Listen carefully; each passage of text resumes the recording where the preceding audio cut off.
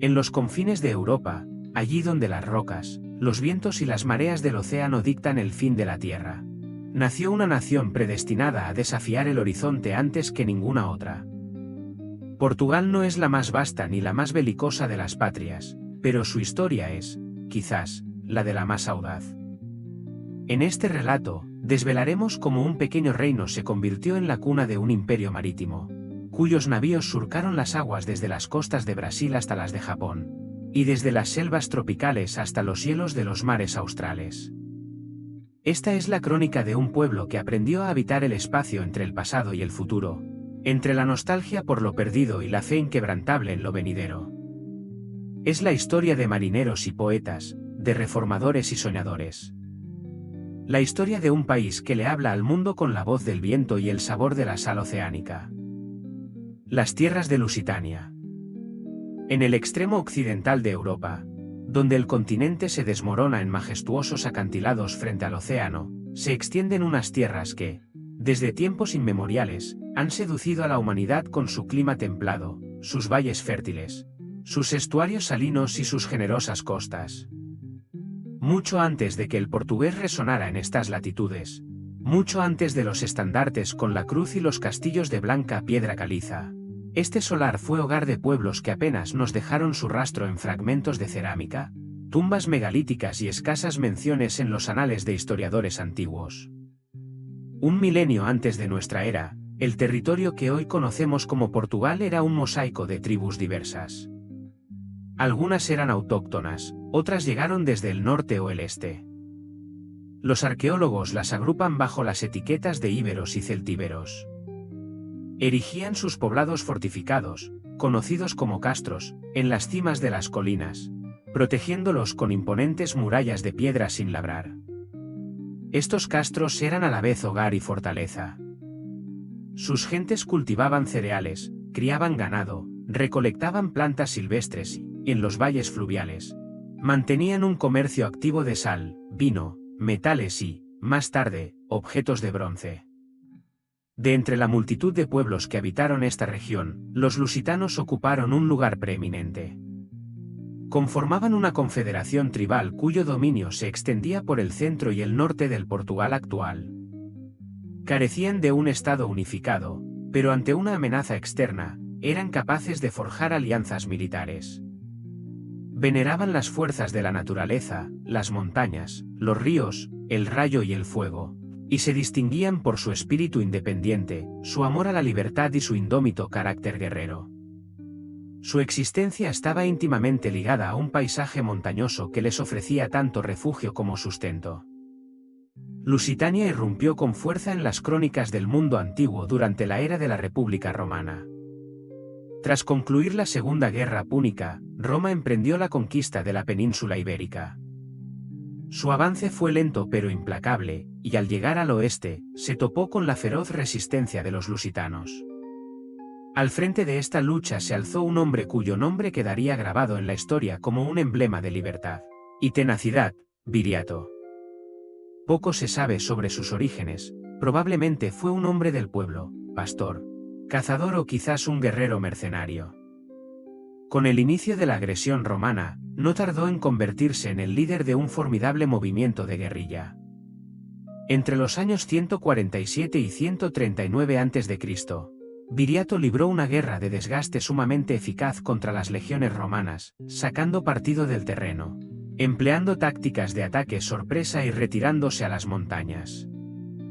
No solo cosechó victorias militares, sino que también demostró una notable habilidad diplomática, llegando a firmar tratados de paz, uno de los cuales fue oficialmente reconocido por el Senado romano. Sin embargo, Roma no estaba acostumbrada a tolerar a líderes inconvenientes. En el año 139 a.C., el procónsul Quinto Servilio Cepión sobornó a 3 de los lugartenientes de Viriato, quienes lo asesinaron mientras dormía. Cuando los traidores acudieron a reclamar su recompensa, el Senado se negó a pagarles, pronunciando, según la leyenda, la célebre frase, Roma no paga a traidores. Así concluyó la vida del último gran defensor de una Lusitania independiente. Tras su muerte, la resistencia se desvaneció rápidamente, y el dominio romano se consolidó de forma definitiva. Vencida pero no aniquilada, Lusitania fue transformada en una provincia romana, con su capital en Emérita Augusta, la actual Mérida en España. En el territorio del Portugal moderno, florecieron ciudades como Olisipo, Lisboa y Évora. Se construyeron calzadas, puentes, acueductos, termas, templos y anfiteatros. A lo largo de la costa y en los valles fluviales surgieron villas romanas, centros de producción agrícola donde se cultivaba la vid, se elaboraba vino y se extraía sal. La romanización fue un proceso gradual. La lengua, las leyes, la arquitectura y la religión permearon la vida de la población local, pero sin borrar por completo las antiguas tradiciones. En las aldeas, pervivieron festividades de origen precristiano, y el culto a los muertos conservó ritos arcaicos. El cristianismo comenzó a difundirse a partir del siglo II, especialmente en los núcleos urbanos, aunque su expansión a gran escala no se produjo hasta la víspera de la caída del imperio. A principios del siglo V, con una Roma debilitada y sus provincias occidentales asoladas por las migraciones, la península ibérica sufrió el embate de nuevas fuerzas. Los visigodos, un pueblo germánico que había cruzado desde la Galia, penetraron en la península y no tardaron en establecer su propio reino. Lusitania quedó integrada en esta nueva estructura política. Aunque los visigodos adoptaron la cultura latina, y con el tiempo, el catolicismo, su gobierno se rigió por una tradición administrativa, un sistema de clases y un derecho distintos. Durante la era visigoda, los territorios del Portugal actual tuvieron una importancia secundaria en comparación con la España central, si bien mantuvieron su relevancia agrícola y su valor estratégico para el control marítimo. Fue en esta época cuando Lisboa se consolidó definitivamente como un centro comercial y estratégico de primer orden. En el año 711, aprovechando las luchas intestinas por el poder entre los visigodos, un ejército musulmán bajo el mando de Tariq ibn Ziyad desembarcó en el sur de la península. La conquista de Iberia fue fulminante, cuestión de pocos años. El reino visigodo fue aniquilado, y la práctica totalidad de la península, incluido el futuro territorio de Portugal, quedó bajo el control del califato omeya. Esta nueva era trajo consigo no solo un cambio político, sino también una profunda influencia cultural. El poder musulmán en tierras portuguesas se afianzó con más fuerza en el sur y en los valles de los grandes ríos. Allí se erigieron mezquitas y fortificaciones, se irrigaron los campos con avanzadas tecnologías agrícolas, como las norias y los sistemas de elevación de agua.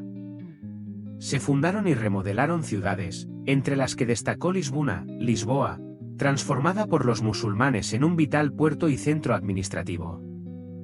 La población local vivía en un entorno multicultural y multirreligioso, donde cristianos, musulmanes y judíos coexistían, aunque en condiciones de desigualdad. Mientras tanto, en el norte de la península, en las montañas de Asturias y Galicia, germinaba la resistencia cristiana. Serían estos pequeños principados, pobres pero libres, los que, siglos más tarde, se convertirían en el corazón de la Reconquista, el proceso que, paso a paso, devolvería la península al dominio cristiano. El nacimiento de Portugal. Tras siglos de dominio musulmán, en el noroeste de la península ibérica brotó una resistencia que, expandiéndose gradualmente, cambiaría el destino de toda la región. Lo que comenzó como una lucha por la supervivencia de pequeños enclaves cristianos, se transformó con el tiempo en una ofensiva sostenida que fue reconquistando, palmo a palmo, los territorios perdidos. Fue en la confluencia de los reinos norteños de León y Galicia donde, en el siglo X, se formó el condado portucalense. Su nombre derivaba de la antigua ciudad fortificada de Portuscale, situada en la desembocadura del río Duero. El condado era vasallo del Reino de León. Una subordinación que en sus inicios no se cuestionaba. Sin embargo, en estas tierras fronterizas pronto comenzaría a forjarse una identidad política y cultural propia, y el nombre de Portugal empezaría a resonar no como el de un territorio marginal, sino como el de una futura nación. La figura central en este proceso fue Afonso Enríquez, hijo del conde Enrique de Borgoña y de la condesa Teresa, hija del rey leonés Alfonso VI. Nació en 1109 en la ciudad de Guimaraes, que más tarde recibiría el título de Cuna de Portugal. Su padre, un noble de origen francés, había sido invitado a la península para combatir a los musulmanes y, como recompensa por sus servicios, recibió en feudo las tierras portucalenses. Tras su muerte, el poder recayó en Teresa, quien gobernó como regente en nombre de su hijo menor. La condesa Teresa fue una gobernante fuerte e independiente, pero su acercamiento a la nobleza gallega despertó el recelo de los magnates portugueses. Estos temían quedar subordinados a Galicia y comenzaron a ver en el joven Afonso una alternativa a su madre y su séquito. El enfrentamiento decisivo tuvo lugar en 1128. Cerca de Guimaraes, las tropas de Afonso se midieron con el ejército de su madre y sus aliados. La victoria sonrió a Afonso. Aquel día, el 24 de junio, es considerado el primer paso hacia la independencia de Portugal. Poco después, asumió el control del condado, aunque formalmente seguía siendo vasallo del rey de León. En los años siguientes, Afonso Enríquez se dedicó a consolidar su poder, moviéndose con destreza entre la diplomacia exterior y la unificación interna. Fomentó activamente la construcción de fortalezas, atrajo a órdenes monásticas como los cistercienses y cultivó sus relaciones con el papado. Sin embargo, el principal foco de sus esfuerzos fue la lucha en el sur contra los gobernantes musulmanes. El momento crucial llegó en 1139 con la batalla de Urique. Allí, Afonso infligió una contundente derrota a un ejército musulmán. Este enfrentamiento, aunque envuelto en leyendas, se convirtió en un punto de inflexión, no tanto en lo militar como en lo político. Fue después de esta victoria, según relatan las crónicas, cuando sus propios soldados aclamaron a Afonso como rey. Aunque este título carecía aún de validez jurídica, representaba un desafío abierto al orden establecido. El reconocimiento oficial del nuevo estatus de Portugal requirió años de arduos esfuerzos diplomáticos. León no tenía prisa por ceder el control sobre el condado. Afonso, consciente de que la única autoridad capaz de inclinar la balanza a su favor era la Iglesia, fortaleció sistemáticamente sus lazos con Roma. Donó tierras a monasterios, erigió templos, reforzó las diócesis y proclamó su inquebrantable lealtad al Papa. Un hito fundamental se alcanzó en 1143, cuando se firmó un acuerdo entre Afonso y el rey de León, Alfonso VII, por el cual Portugal obtenía una autonomía de facto. Aunque formalmente aún se consideraba un territorio vasallo, en la práctica Afonso ya no rendía pleitesía a León. La independencia jurídica plena llegaría más tarde, cuando el Papa Alejandro III emitió una bula en la que proclamaba a Afonso como Afonso I, rey de Portugal, y a su reino como un estado cristiano soberano. Con el respaldo de Roma, la monarquía portuguesa quedó oficialmente legitimada y consolidada como una entidad política independiente. Mientras tanto, la expansión territorial continuaba. En el sur, especialmente en la región de Lisboa, la defensa musulmana seguía siendo formidable. Durante la Segunda Cruzada, una flota de cruzados ingleses, flamencos y alemanes hizo escala en la costa portuguesa en su ruta hacia Tierra Santa. Afonso aprovechó la oportunidad y les propuso una alianza, a cambio de su ayuda en el asedio de Lisboa. Los cruzados tendrían derecho a saquear la ciudad tras su caída. El pacto se selló y, ese mismo año, Lisboa fue conquistada. Esta ciudad, un puerto crucial y un vibrante centro de comercio, no tardaría en convertirse en la capital del nuevo reino. Al final del reinado de Afonso, y aunque vastas áreas del sur permanecían bajo control musulmán, los cimientos de la futura expansión estaban firmemente establecidos. El país tenía una capital, una monarquía reconocida por la Iglesia y un sistema administrativo estable. El gobierno de Afonso I fue una era fundacional. No solo conquistó un territorio, sino que creó la estructura política, espiritual y cultural que hizo de Portugal una nación no solo independiente, sino también resiliente. Su figura perdura en la memoria colectiva como el padre de la nación, el hombre que defendió su tierra y se erigió en el origen de un estado que aún asombraría al mundo en más de una ocasión. El reino en la turbulencia. Al morir Afonso, legó a su sucesor un reino aún en pañales, pero ya reconocido, con fronteras septentrionales sólidas, fortalezas inexpugnables, una capital asentada en Lisboa y una flamante identidad soberana que empezaba a forjar el espíritu de su pueblo. No obstante, el camino de Portugal hacia la estabilidad plena y la concordia interna se revelaría largo, sembrado de convulsiones y desafíos. Tras el deceso del fundador de la nación, la corona pasó a manos de su hijo Sancho y posteriormente, a su nieto Afonso II. A lo largo de 3 centurias, una sucesión de monarcas se sentó en el trono, cada uno enfrentando conflictos internos y la presión constante de sus vecinos, Castilla y León, que no tardarían en unirse bajo una misma corona. Ya bajo el reinado de Afonso II se desató una áspera pugna entre la monarquía y la Iglesia, originada por el intento del rey de modernizar la administración estatal y limitar la influencia del clero. El conflicto culminó con la excomunión del monarca, un duro revés político para la joven nación.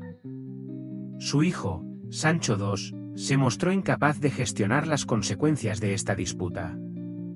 Su mandato fue un periodo de revueltas nobiliarias, saqueo de aldeas y un clima creciente de anarquía en las provincias. El Papa Inocencio IV declaró a Sancho inhábil para gobernar, y el poder fue transferido a su hermano, el conde de Boloña, quien ascendió al trono como Afonso III. El nuevo rey restableció el orden, fortaleció el poder central, y bajo su égida, se completó la fase más crucial de la Reconquista. Portugal culminó la reconquista del Algarve, estableciendo por primera vez los contornos territoriales que, en esencia, perduran hasta nuestros días. El siglo XIII se inauguró en un marco de relativa calma. El rey Dinis, apodado el Rey Labrador, impulsó la economía, fundó la Universidad de Coimbra, y se preocupó por la repoblación forestal, la agricultura y el desarrollo naval. Fue también padre de João de Abáis, un hijo bastardo destinado a desempeñar un papel trascendental en la historia del país. Tras la muerte de Dinis en 1325, Portugal se vio nuevamente inmersa en disputas dinásticas. Aunque las décadas siguientes transcurrieron en relativa paz, la calma se rompió dramáticamente a finales del siglo XIV. Al morir el rey Fernando I, no dejó un heredero varón legítimo. Su única hija, la infanta Beatriz, estaba casada con el rey Juan I de Castilla. Según las estipulaciones del contrato matrimonial, Juan I debía asumir el trono portugués tras la muerte del monarca. Esta perspectiva desató una oleada de indignación popular en Portugal. En Lisboa, Oporto y otras ciudades importantes estallaron disturbios. El pueblo, la nobleza y especialmente, la pujante clase mercantil temían la anexión por Castilla, la pérdida de su preciada independencia y la subordinación a los intereses castellanos. El país quedó sumido en un interregno. La crisis dinástica inauguró un periodo de lucha por el control del trono. En medio de la incertidumbre política y la anarquía, emergió con fuerza João de Abáis, hijo natural del rey Dinis. Contaba con el respaldo del pueblo lisboeta, de la baja nobleza y de importantes círculos eclesiásticos. Su actitud resuelta y, sobre todo, su categórico rechazo a las pretensiones de Juan I de Castilla, lo convirtieron rápidamente en el estandarte de la resistencia. El ejército castellano invadió Portugal, esperando una rápida sofocación de la revuelta. Juan I inició el asedio de Lisboa, pero los defensores de la capital demostraron una entereza excepcional. Entre los principales organizadores de la defensa se encontraba Nuno Álvares Pereira, un caballero y estratega que, con solo 24 años, ya se había ganado la reputación de ser un comandante brillante. Pese al hambre, las epidemias y la desesperación, Lisboa resistió. El asedio terminó en un rotundo fracaso. En Coimbra se reunieron las cortes, donde João de Abáis fue aclamado como rey de Portugal bajo el nombre de João I. Este acto representó una declaración de guerra abierta a Castilla. La respuesta no se hizo esperar. Juan I reunió un nuevo ejército e invadió Portugal una vez más. La batalla decisiva tuvo lugar en Aljubarrota, cerca del monasterio de Batala. El ejército portugués, que apenas sumaba entre 6 y 7 mil hombres, ocupó una posición ventajosa en una colina, fortificándola con fosos, empalizadas y trampas para la caballería. El plan de defensa fue concebido por el propio Nuno Álvares Pereira, ya investido como condestable, comandante en jefe del ejército. La contienda se prolongó por pocas horas. Los castellanos atacaron con tenacidad, pero cayeron repetidamente en emboscadas, desorganizando sus filas en las laderas y sufriendo pérdidas devastadoras, sin conseguir quebrar la defensa. En el momento culminante, los portugueses lanzaron un contraataque que puso en fuga al ejército de Juan. La victoria de Aljubarrota fue un punto de inflexión, no solo en la historia de la guerra, sino en la del propio Estado. Puso fin a las ambiciones castellanas de subyugar a Portugal, estableció a la Casa de Abáis como la nueva dinastía gobernante y aseguró la independencia del reino por un largo periodo. Tras el final de la guerra, se firmó el Tratado de Windsor con Inglaterra, una alianza que se consolidaría como una de las más longevas de la historia mundial. Se selló no solo mediante acuerdos diplomáticos, sino también con el matrimonio de Joao y con la princesa inglesa Philippa de Lancaster.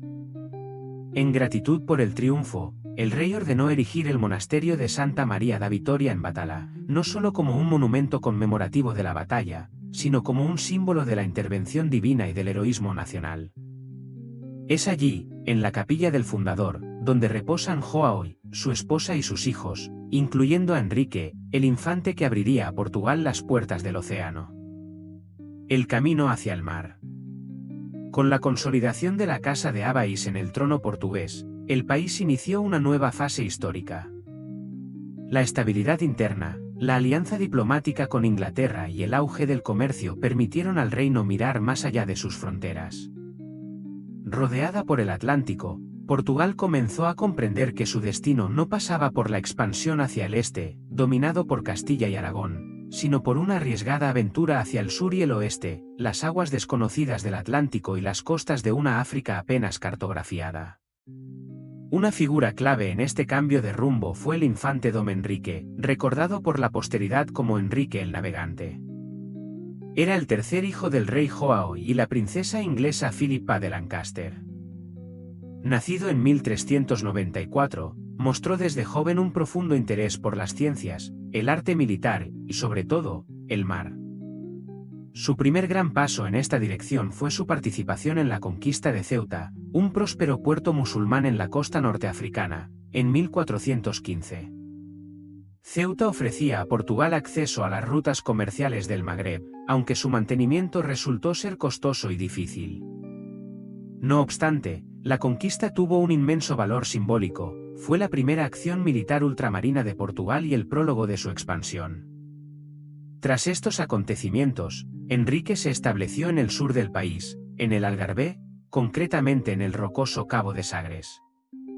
Según la tradición, allí fundó un centro marítimo que reunió a cartógrafos, pilotos, constructores navales, astrónomos y capitanes.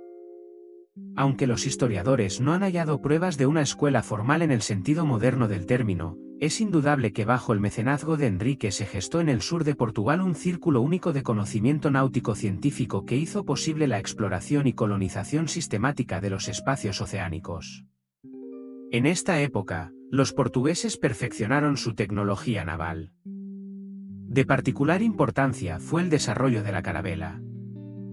Una embarcación ligera y extraordinariamente maniobrable, dotada de velas latinas que le permitían navegar tanto a favor como en contra del viento. Estos navíos, diseñados inicialmente para el cabotaje costero africano, se aventuraron progresivamente más allá de las rutas habituales.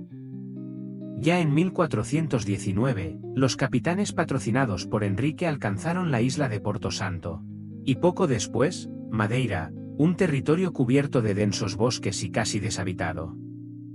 Se inició entonces la colonización. Familias portuguesas fueron trasladadas a la isla, se introdujeron cultivos agrícolas y, más tarde, esclavos africanos, cuya mano de obra se empleó en las plantaciones de caña de azúcar. Madeira se convirtió en el primer experimento de una colonia de ultramar con población permanente, economía productiva y vocación exportadora. Poco después se descubrió el primer grupo de las Azores, un archipiélago perdido en el Atlántico.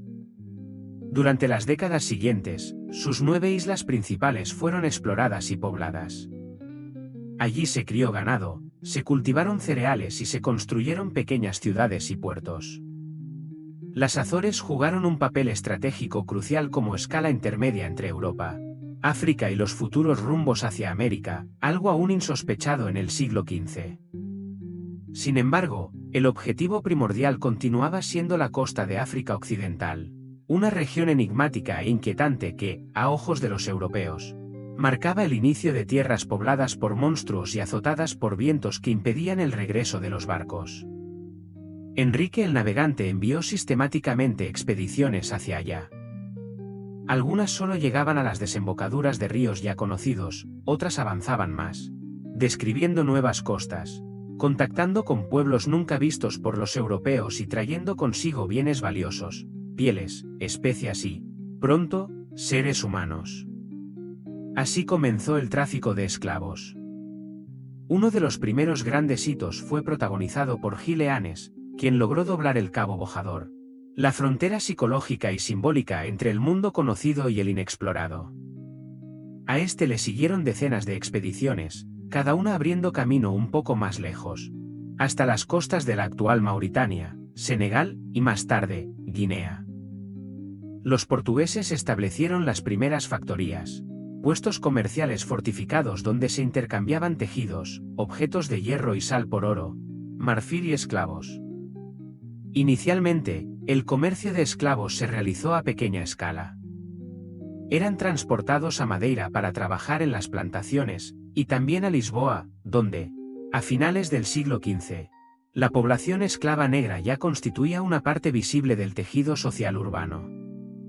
Estos procesos, iniciados durante la vida de Enrique, sentarían las bases del futuro sistema de esclavitud atlántica, aunque en aquel momento se percibían como un subproducto de la exploración y la actividad comercial. El propio infante financiaba las expediciones, utilizando fondos que le correspondían como gran maestre de la Orden de Cristo, la orden militar religiosa que había heredado parte del patrimonio y el estatus de la disuelta Orden del Temple. Estos recursos, sumados a los ingresos del comercio, permitían enviar flotas anuales, cartografiar nuevos territorios y desarrollar las portulanos o cartas marinas, indispensables para planificar los viajes de largo alcance. Enrique el Navegante falleció a los 66 años, sin haber presenciado los grandiosos descubrimientos de la India o el Nuevo Mundo. No fue un navegante en el sentido literal, pues apenas participó en las grandes travesías, pero su papel como organizador, visionario, mecenas y coordinador resultó ser fundamental. No solo ensanchó los límites del mundo conocido, sino que además estableció la infraestructura institucional para el futuro imperio colonial. A su muerte, Portugal controlaba ya los archipiélagos de Madeira y Azores, mantenía lazos comerciales firmes con la costa africana y acumulaba una valiosa experiencia en logística marítima. Todo ello se convirtió en el trampolín para el siguiente gran objetivo, hallar la ruta marítima a la India. Vasco da Gama y un nuevo mundo. Cuando Bartolomeu Díaz consiguió bordear el extremo sur de África, convirtiéndose en el primer europeo en descubrir el Cabo de Buena Esperanza, el hito marcó una etapa esencial en la expansión portuguesa. Sin embargo, tras una travesía agotadora, su tripulación se negó a continuar. Carecían de víveres y de un objetivo claro. El camino hacia el este era solo una posibilidad latente, no una realidad concreta. Hubo que esperar años de preparación y estrategia antes de que Portugal se atreviera a enviar una flota capaz de culminar la gesta. Esta misión trascendental recayó sobre Vasco da Gama, un hidalgo de Sines, conocido por su carácter silencioso, su resistencia y, según sus contemporáneos, su determinación inquebrantable y tozuda. En julio de 1497, se puso al frente de una flotilla de 4 navíos, el São Gabriel, el São Rafael, el Berrio y un buque de provisiones. El rey Manuel I le había confiado el mando de la expedición con un único propósito: alcanzar la India por vía marítima. Tras rodear las Islas Canarias, da Gama se adentró en el Atlántico, buscando evitar las corrientes costeras de África Occidental. Después de una larga travesía, los barcos alcanzaron el Cabo de Buena Esperanza y, una vez superado, navegaron a lo largo de la costa oriental del continente. Hicieron escala en ciudades habitadas por mercaderes musulmanes con vasto conocimiento del Océano Índico. No siempre fueron recibidos con cordialidad. En Mozambique, los portugueses fueron tomados por espías; en Mombasa, sufrieron intentos de ataque. Solo en Malindi encontraron un aliado. El gobernante local les proveyó de víveres y, lo más importante, les ofreció un piloto experto que conocía bien la ruta hacia la costa de Malabar en la India. Casi 10 meses después de zarpar de Lisboa, la flotilla ancló en el puerto de Calicut, uno de los centros comerciales más importantes de la India. La reunión con el Zamorín, el gobernante local, se llevó a cabo, aunque estuvo marcada por dificultades diplomáticas. Los portugueses no impresionaron. Los obsequios eran modestos y no estaban a la altura de los regalos habituales en la corte india. Además, los mercaderes árabes, largamente establecidos en Calicut, se mostraron abiertamente hostiles hacia los recién llegados, al percibir en ellos una amenaza directa a su monopolio. A pesar de todo, da Gama logró cerrar un acuerdo preliminar. Dejó a unos pocos hombres en Calicut, y tras cargar los barcos con especias, principalmente pimienta negra, emprendió el viaje de vuelta. El retorno fue infinitamente más duro. La escasez de alimentos, el escorbuto, las inclemencias del tiempo y las bajas diezmaron a la tripulación. Uno de los barcos tuvo que ser quemado, mientras que el Berrio se adelantó para anunciar el regreso. Da Gama no llegó a Portugal hasta septiembre de 1499, habiendo perdido a más de la mitad de sus hombres, incluido su propio hermano Paulo. A pesar de las pérdidas, la misión fue declarada un triunfo. El rey Manuel I elevó a Vasco da Gama al rango de almirante del Océano Índico. La ruta estaba abierta, y en Portugal se comprendió que el siguiente desafío sería asegurar el control de este camino y establecer su influencia en el propio Índico. La siguiente expedición fue comandada por Pedro Álvarez Cabral. Zarpó en el año 1500 con una poderosa escuadra, equipada con los mejores pilotos y guerreros. Para evitar las corrientes adversas de la costa occidental africana, la flota se adentró mucho en el Atlántico, y el 22 de abril, alcanzó inesperadamente una nueva costa. Era Brasil, una tierra cubierta de selva, habitada por pueblos indígenas, cálida, exuberante y totalmente desconocida. Cabral ofició una misa, clavó una cruz y proclamó la anexión de aquellas nuevas tierras a Portugal. Las bautizó como la Tierra de la Vera Cruz. Luego, la flota continuó su camino hacia la India, pero al acercarse a Mozambique, fue sorprendida por una violenta tormenta. Se perdieron barcos y cientos de vidas. No todos llegaron a la India.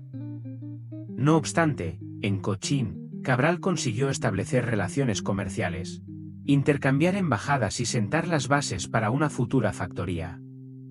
Esta expedición reforzó la presencia portuguesa en la India y dio inicio a una serie de misiones militares y mercantiles. Sin embargo, no todos los sueños geográficos de Manuel I se limitaban a la India. A finales del siglo XV, mientras Portugal se aseguraba su esfera de influencia oriental mediante el Tratado de Tordesillas, España buscaba alcanzar las mismas costas navegando hacia el oeste. Fue entonces cuando un portugués, Fernando de Magallanes, se puso al servicio de la corona española. En 1519, Magallanes partió al mando de una flotilla de 5 naves. Su objetivo era ambicioso: alcanzar las Islas de las Especias, las Molucas, navegando hacia Occidente, sin bordear África. La travesía fue extenuante. Cruzó el Atlántico, navegó a lo largo de la costa sudamericana, y en noviembre de 1520, descubrió un angosto estrecho al que llamó Estrecho de Todos los Santos, aunque la historia lo consagraría como Estrecho de Magallanes. Al salir a las aguas tranquilas del nuevo océano, Magallanes lo bautizó como Pacífico. Sin embargo, la calma duró poco. Semanas y meses de navegación sin avistar tierra, sin comida y sin agua dulce esperaban a la tripulación. En marzo de 1521, la expedición alcanzó las Filipinas, donde Magallanes murió en un conflicto con los líderes locales. Solo un navío, el Victoria, bajo el mando de Juan Sebastián Elcano, logró completar la circunnavegación. En septiembre de 1522, regresó a Sevilla, culminando la primera vuelta al mundo de la historia de la humanidad. El viaje demostró de forma concluyente que la Tierra era redonda, que los océanos estaban interconectados y que el mundo era infinitamente más vasto de lo que se había imaginado. Para Portugal, aunque el viaje fuera políticamente español, en espíritu formaba parte de la misma época en que una nación en la costa de Lisboa se había convertido en el centro de una redefinición global del mapa del mundo. Un imperio de velas. A mediados del siglo XVI, Portugal se había metamorfoseado en el primer imperio marítimo de alcance genuinamente global, sostenido por una red de factorías y bastiones militares enlazados por rutas navales, acuerdos diplomáticos, la fe canónica y una férrea voluntad política. Desde la costa de Brasil hasta la costa del Oro en África, y desde Goa y Malaca hasta los golfos japoneses, los navíos portugueses recalaban en decenas de puertos.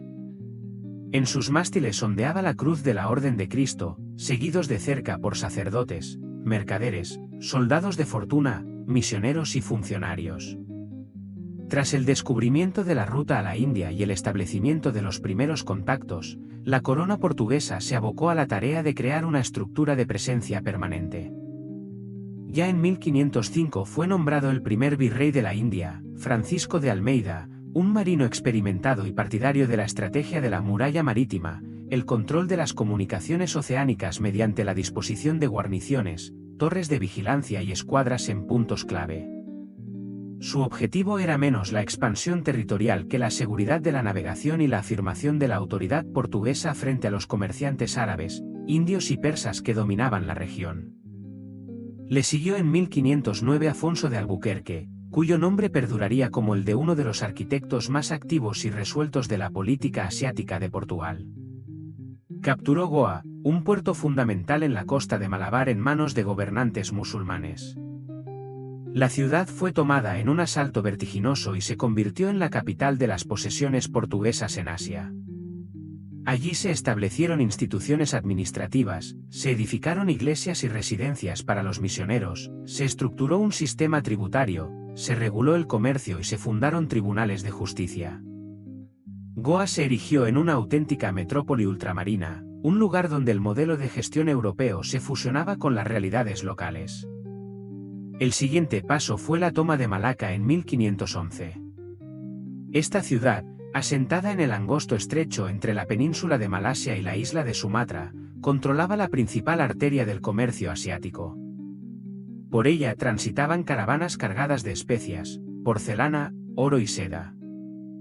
La posesión de Malaca significaba el dominio de un cuello de botella estratégico, una posición que los portugueses utilizaron para impulsar su expansión hacia el lejano oriente.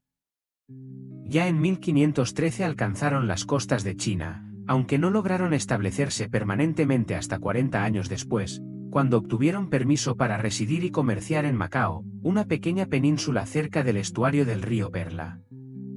Las autoridades chinas, reacias a ver a los europeos en Pekín o Cantón, accedieron a una fórmula por la cual Macao seguía siendo nominalmente parte de China, pero quedaba bajo jurisdicción portuguesa. Allí se estableció una administración, se construyeron templos, almacenes y barrios residenciales.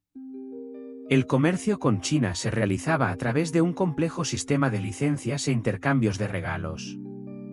Desde Macao, los portugueses se aventuraron hasta las costas de Japón, donde se cree que los primeros europeos llegaron a mediados del siglo XVI en la isla de Tanegashima. Trajeron consigo armas de fuego, que se convirtieron rápidamente en un objeto de gran interés para los líderes militares locales. Estas armas transformaron las reglas de la guerra y pronto los artesanos japoneses comenzaron a replicar los mosquetes portugueses. Se instauró un comercio. Portugal importaba seda y porcelana china a Japón, y exportaba cobre y objetos lacados. Junto a los mercaderes portugueses llegaron también los jesuitas, destacando Francisco Javier, uno de los colaboradores más cercanos de Ignacio de Loyola. Su misión en Kyushu en 1549 dio origen a una comunidad cristiana en Japón que, para finales de siglo, sumaba decenas de miles de conversos, aunque su historia posterior estuvo marcada por la persecución. En África, Portugal se apoyaba en una serie de fortificaciones costeras, São Jorge da Mina en la Costa del Oro, fortalezas en Angola y factorías en el litoral guineano. Estas servían como bases para el comercio de oro, marfil, y cada vez más, esclavos, que eran embarcados para trabajar en las plantaciones de Brasil. Los portugueses no establecieron grandes colonias interiores, sino que colaboraron activamente con los gobernantes locales, forjando alianzas, ofreciendo apoyo militar y sumergiéndose en el complejo mapa político de los reinos de África Occidental. Todas estas posesiones remotas, dispersas por distintos continentes, alimentaban a Lisboa, que en el siglo XVI se transformó en un centro de comercio global. El puerto se llenaba con navíos procedentes de la India, Brasil, África y Asia, que descargaban nuez moscada, pimienta negra, canela, azúcar, algodón, seda y porcelana. En sus calles resonaban decenas de idiomas, desde el árabe hasta el japonés, y mercaderes de toda Europa viajaban hasta allí para participar en subastas y transacciones. El rey Manuel, y que reinó durante este apogeo, embelleció la capital con nuevas construcciones. El monasterio de los Jerónimos se erigió como un símbolo de la conexión espiritual con el océano, y la Torre de Belém como un emblema del triunfo y el poder naval. En la arquitectura se popularizó un estilo, más tarde denominado manuelino, que amalgamaba formas góticas con motivos marítimos, reflejando el asombro con que los portugueses contemplaban su nuevo mundo. Pero tras este esplendor se ocultaba un desafío colosal. El imperio, carente de una sólida base administrativa, dependía de la iniciativa de los capitanes, la lealtad de los virreyes, las alianzas con los poderes locales y la clemencia del mar. La gobernanza era lenta, las cartas tardaban meses en llegar y las crisis estallaban con más rapidez de la que los barcos podían cubrir la distancia desde Lisboa. Además, otras potencias, en particular España, Holanda e Inglaterra, comenzaban a disputar las posiciones portuguesas. Con todo, mediados del siglo XVI representaron el punto culminante del Imperio Oceánico de Portugal. Una pequeña nación en el confín de Europa había tejido una red de posesiones, bases y pactos sin parangón en la historia precedente. Aunque las sombras ya se cernían sobre el horizonte, en aquel momento, el mundo contemplaba a Portugal como la dueña de los mares. La Unión Ibérica y la Restauración. Tras la muerte del rey Sebastián, quien no dejó descendencia, Portugal se encontró a finales del siglo XVI al borde de una crisis dinástica. La nación, aún conmocionada por la tragedia de Marruecos donde su joven monarca había perecido en batalla, se vio privada de un heredero directo y con ello, de su estabilidad política. El trono recayó en el anciano cardenal Enrique, pero su muerte prematura, sin haber designado un sucesor, sumió a Portugal en una encrucijada con múltiples pretendientes. Entre ellos, el más poderoso era el rey Felipe II de España, de la Casa de Habsburgo, quien ostentaba legítimos derechos al trono por línea materna. En 1580, aprovechando la coyuntura, las tropas españolas bajo el mando del duque de Alba cruzaron la frontera y sofocaron con celeridad la resistencia de los partidarios de uno de los aspirantes portugueses. La victoria española en la batalla de Alcántara fue decisiva, y poco después Felipe II fue proclamado rey de Portugal, uniendo ambos países bajo una misma corona. Así comenzó la Unión Ibérica, un periodo que se prolongaría durante 60 años. Formalmente, Portugal conservaba su autonomía, sus leyes y sus colonias, pero en la práctica, era gobernada desde Madrid, primando los intereses de la corona española. Con el paso del tiempo, un número creciente de portugueses empezó a percibir esta unión como una imposición ajena y perjudicial. La política exterior española arrastró a Portugal a conflictos en los que no tenía un interés directo. Especialmente dolorosa fue la Guerra de los 80 años que los Países Bajos libraban contra España. Los holandeses comenzaron a atacar las colonias portuguesas en Asia, Brasil y África, al considerarlas parte del Imperio español. Esto debilitó gravemente la economía portuguesa y avivó un creciente descontento entre comerciantes, nobles y el clero. A principios del siglo XVII, comenzó a gestarse una conspiración para restaurar la independencia. Un papel crucial en esta trama lo desempeñó la aristocrática familia de los Braganza, una de las más antiguas e influyentes del país. En 1640, cuando España se encontraba debilitada por la sublevación de Cataluña y sus guerras en Europa, estalló una revuelta en Lisboa. El 1 de diciembre, un grupo de conspiradores, encabezados por Miguel de Almeida y otros nobles, irrumpió en la residencia del gobernador español y lo arrestó. Ese mismo día, João, duque de Braganza, fue proclamado nuevo rey como João IV, fundando una nueva dinastía y restaurando la soberanía de Portugal. Sin embargo, la liberación de España no trajo una paz inmediata. Durante la subsiguiente Guerra de Restauración, Portugal tuvo que defender su independencia con las armas. Las tropas españolas invadieron el país en varias ocasiones, pero los portugueses, con el apoyo de Inglaterra y Francia, lograron repeler sus embestidas. La victoria en la batalla de Elvas fue de una importancia crucial, y el punto final lo puso el Tratado de Lisboa de 1668, en el que España reconoció oficialmente la soberanía portuguesa.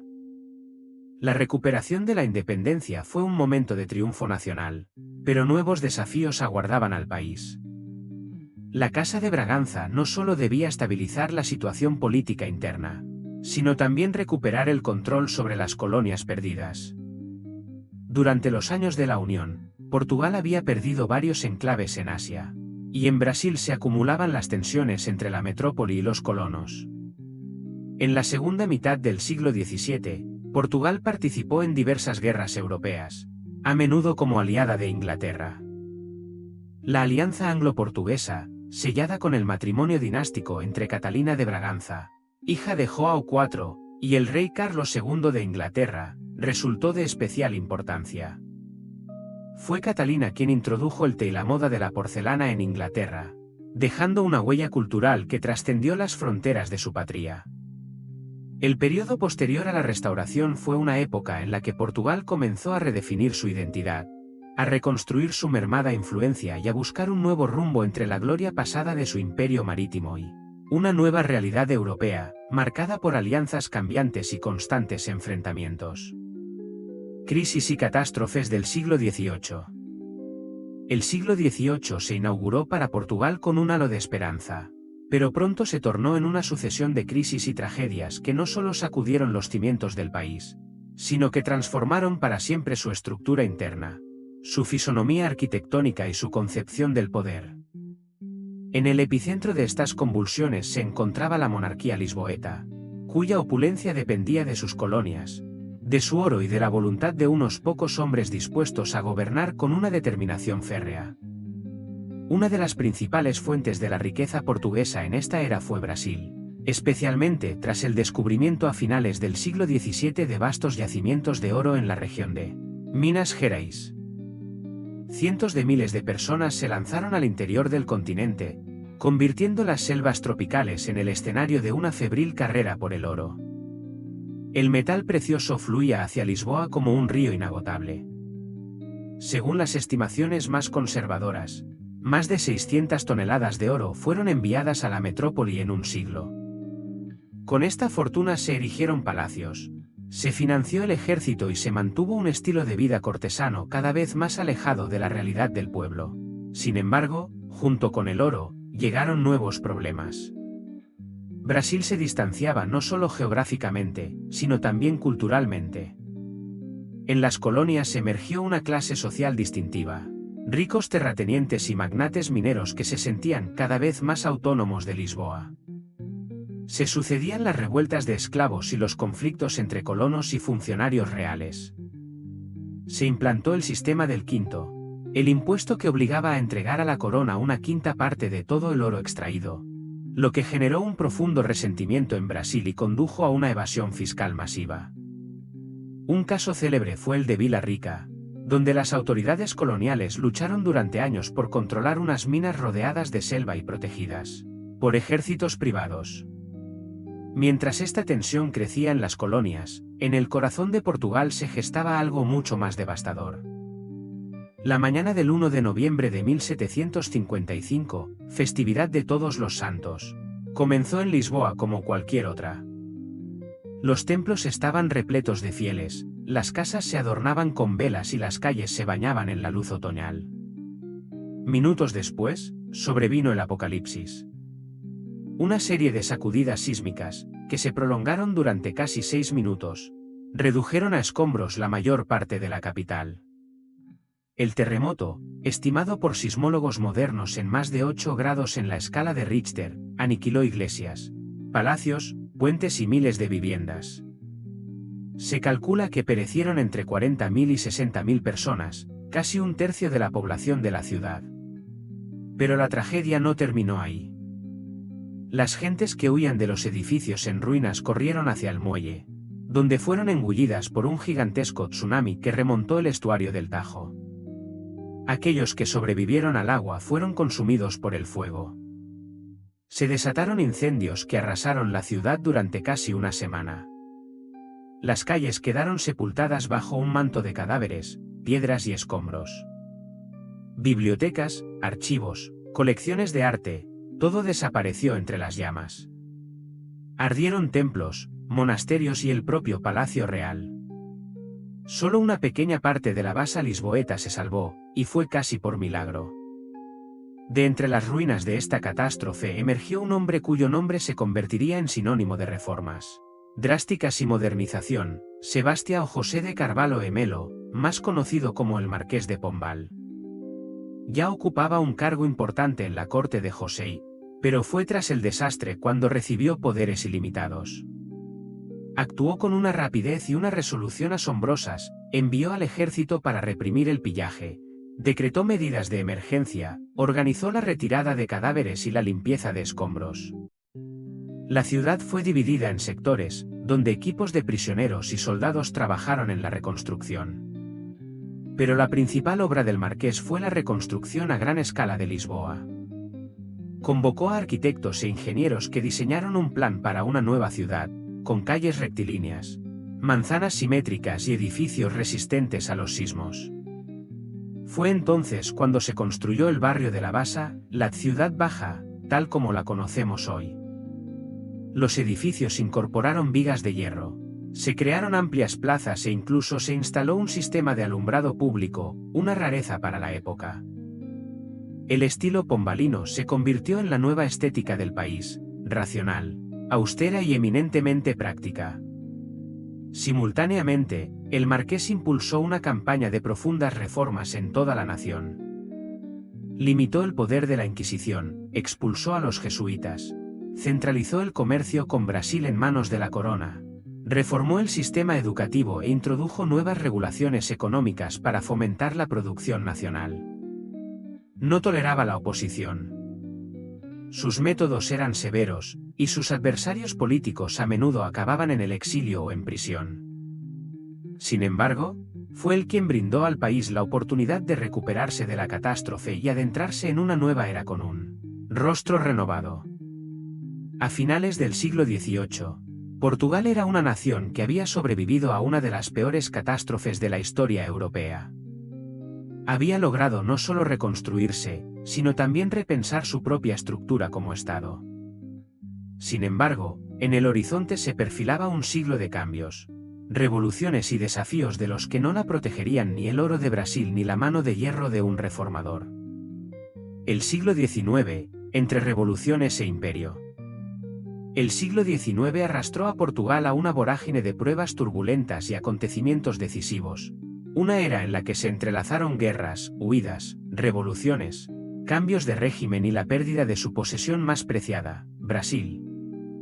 Todo comenzó cuando Europa, abrasada por el fuego de las guerras napoleónicas, se convirtió en el escenario de una colosal reordenación geopolítica.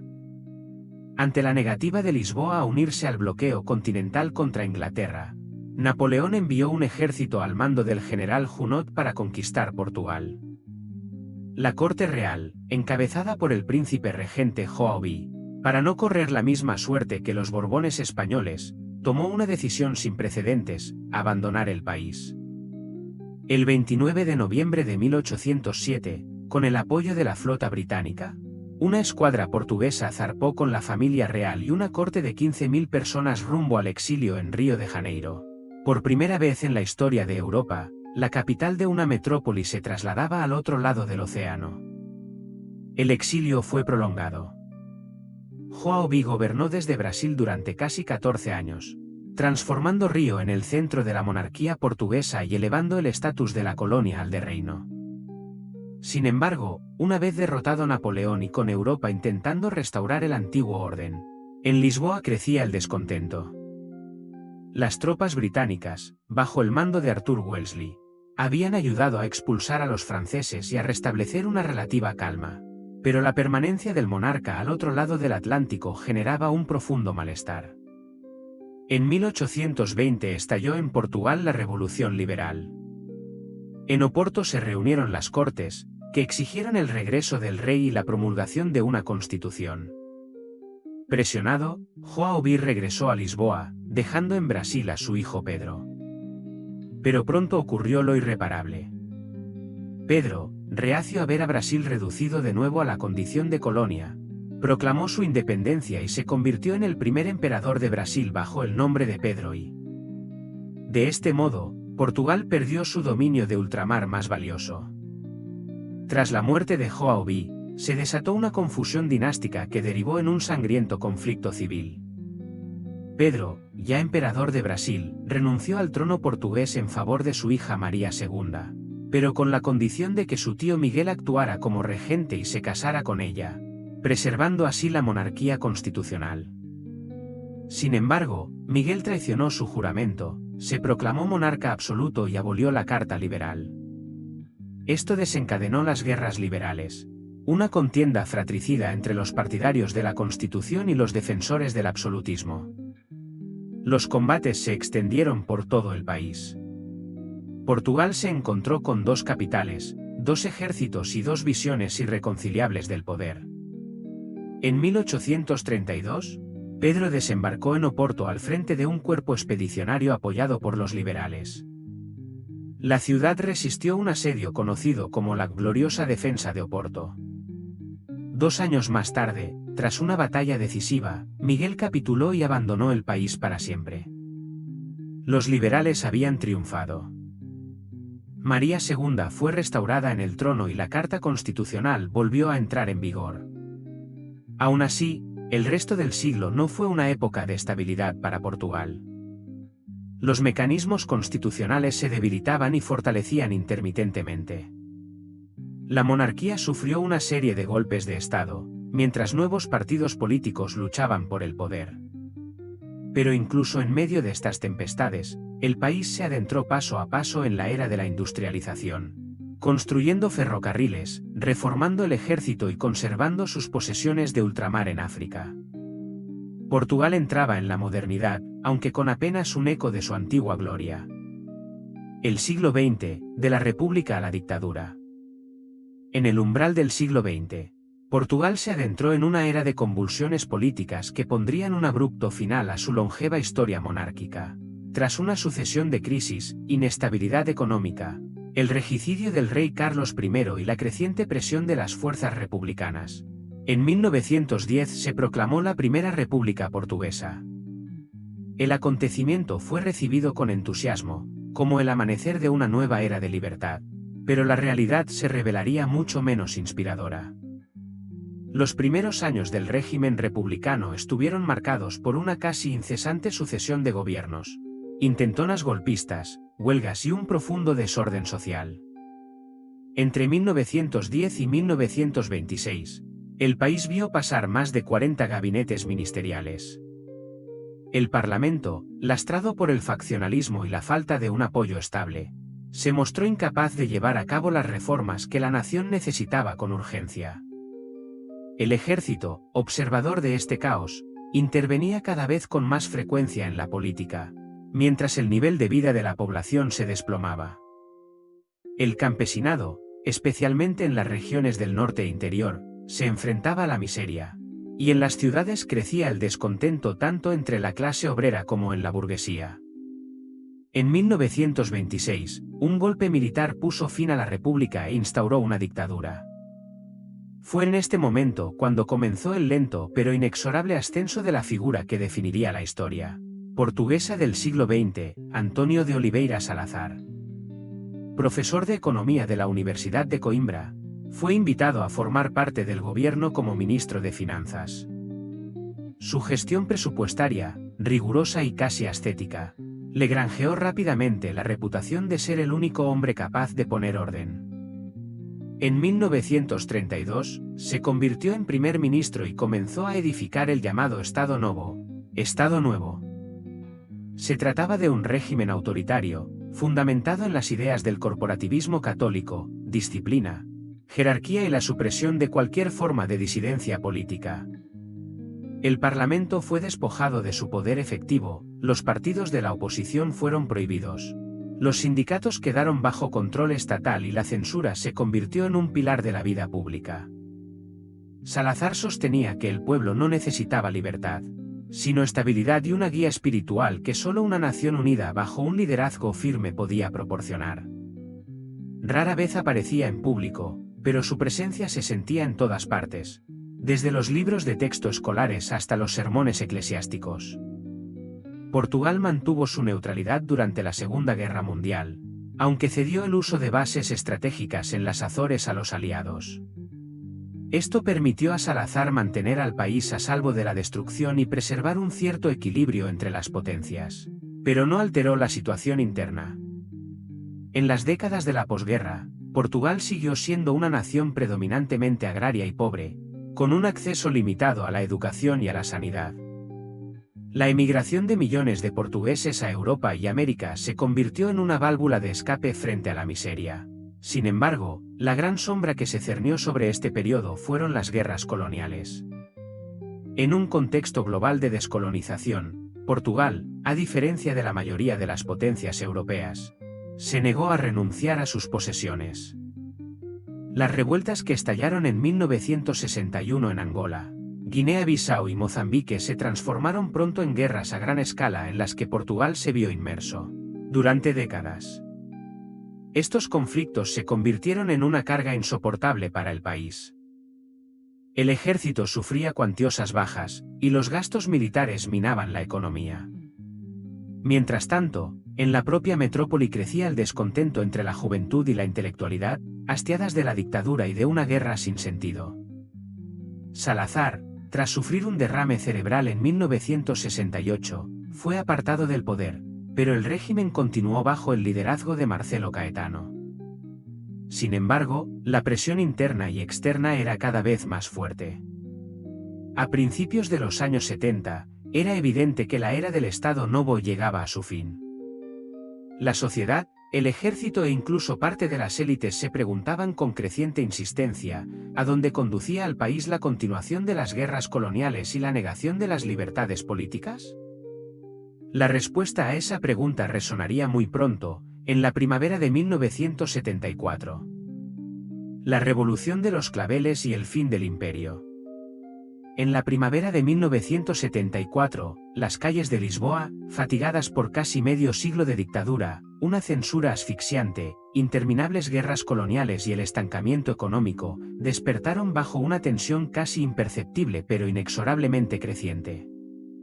No fue una revuelta en el sentido tradicional, ni un estallido de furia, ni hubo barricadas ni cañonazos, sino una transición suave, casi musical, hacia una nueva era. En la madrugada del 25 de abril, las ondas de radio emitieron la canción Grandola, Vila Morena, una balada prohibida que hablaba de igualdad y fraternidad. Esta señal, previamente convenida entre los conspiradores, marcó el inicio de la revolución más pacífica de la historia de Portugal, la Revolución de los Claveles. Aquella noche, oficiales de bajo rango, hartos de la guerra sin sentido y del autoritarismo sordo, tomaron los puntos clave de la capital. Los tanques y blindados avanzaron por las calles, pero en lugar de disparos, los lisboetas escucharon por la radio palabras de libertad, de un futuro sin miedo, y la promesa de que nadie más sería enviado a África a matar o a morir. Por la mañana, La gente común comenzó a unirse a los militares, vendedores de periódicos, estudiantes, ancianos con ramos de flores, mujeres con sus hijos. Uno de los episodios más conmovedores de aquellas horas ocurrió junto a una floristería, donde una mujer llamada Celeste Cairó, al no tener otra cosa que ofrecer a los soldados, les entregó claveles. Las flores fueron colocadas en las bocas de los fusiles y en las solapas de los uniformes. Así nació el símbolo de una revolución en la que no se derramó sangre. Marcelo Caetano, el sucesor de Salazar, fue detenido y poco después enviado al exilio.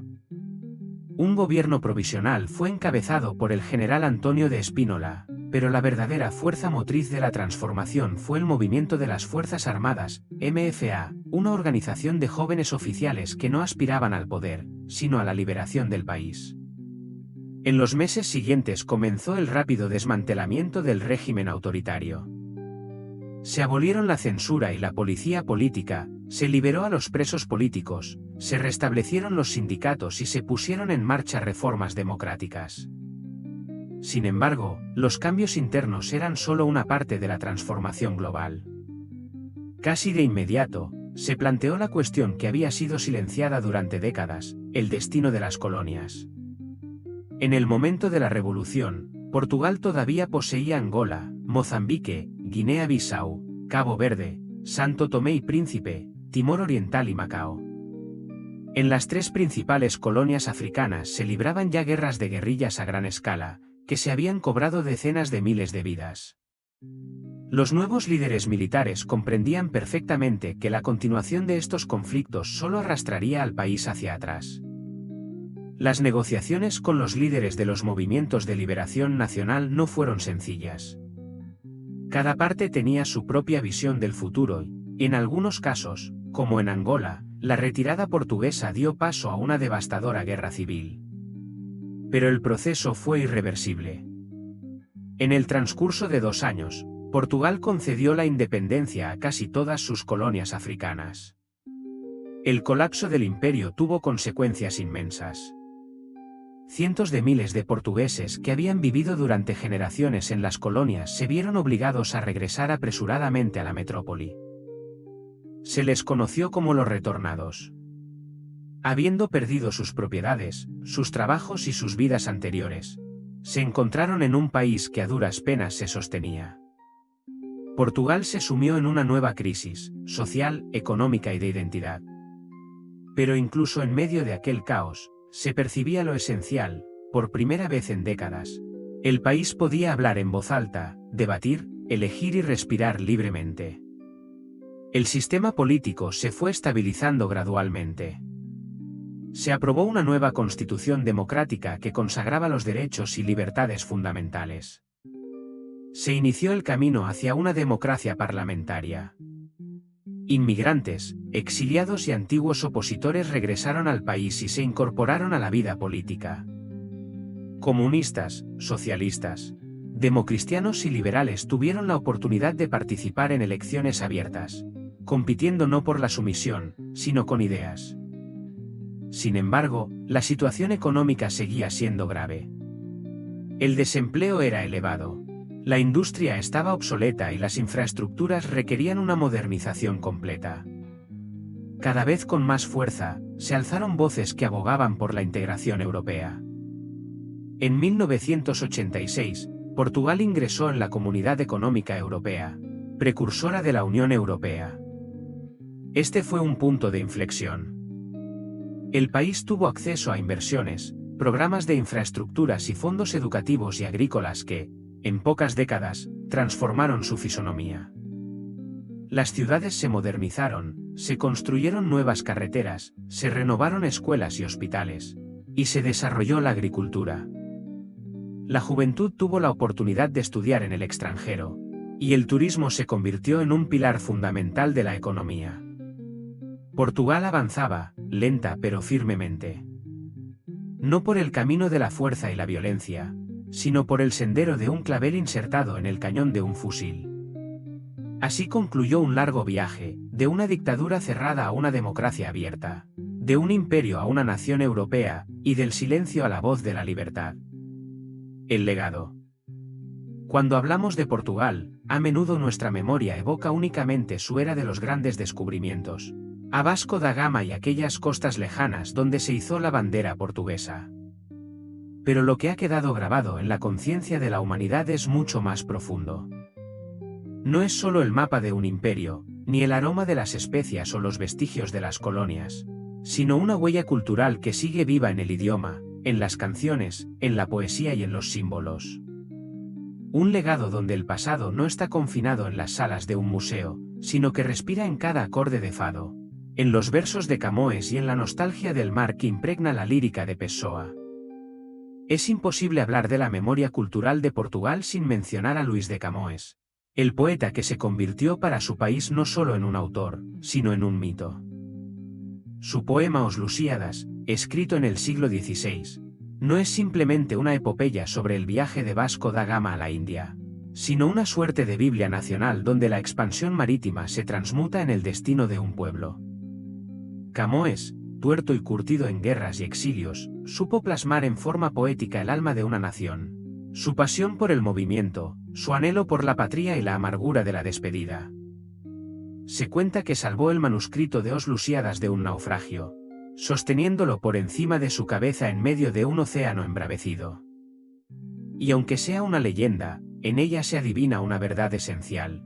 Portugal salvó su palabra incluso cuando perdía la tierra. Siglos más tarde, cuando el imperio ya se había desvanecido y de los grandes puertos solo quedaban nombres en los mapas turísticos, en Lisboa seguía resonando el fado. Una canción de anhelo y esperanza, de pérdida y de amor. Una canción sobre el mar y sobre aquellos que partieron para no volver. El fado es incomprensible si no se conoce el significado de la saudade. Esa melancolía particular portuguesa que no busca consuelo, sino que anhela ser compartida. Si Camões cantó la grandeza de Portugal, el fado preservó su alma. En el siglo XX, este género cobró nueva vida con la voz de Amália Rodrigues, cuyas interpretaciones conmovieron no solo a Portugal, sino al mundo entero.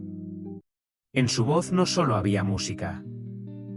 Resonaba la historia misma de un pueblo que sabía amar y sufrir con dignidad. Sin embargo, el legado cultural de Portugal no se detuvo en la era de los descubrimientos ni en las canciones sobre el pasado. En el siglo XX, su voz fue la de Fernando Pessoa, el poeta que se desdobló en decenas de heterónimos, autores ficticios con estilos, visiones y destinos diferentes. Su poesía no es un simple conjunto de textos, sino un intento de sondear un mar interior no menos tempestuoso que los océanos de Vasco da Gama.